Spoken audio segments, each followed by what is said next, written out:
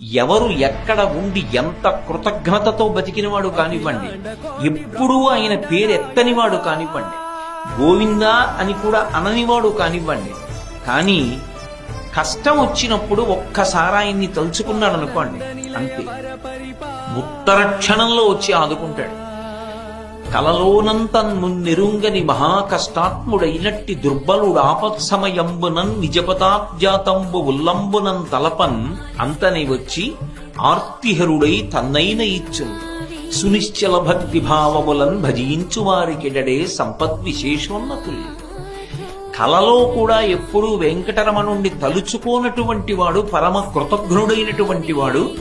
ఆపత్కాలంలో ఏదైనా పెద్ద కష్టం వచ్చి మీద పడిపోయి తన దగ్గర ఉన్నటువంటి ఉపకరణముల చేత తన బుద్ధి చేత తాను తప్పించుకోవడం సాధ్యం కాదు అన్న విషయాన్ని బుద్ధి చేత రూఢం చేసుకుని అప్పుడు ఇక ఆయన తప్ప వేరొక మార్గం లేదు అని మనసులో విశ్వసించి ఒక్కసారి పిలిచినంత మాత్రం చేత పరిగెత్తుకొచ్చి ఆపద తీర్చడం కాదు, తనని తాను కూడా ఇచ్చేసుకుంటాడు. అన్నయ్య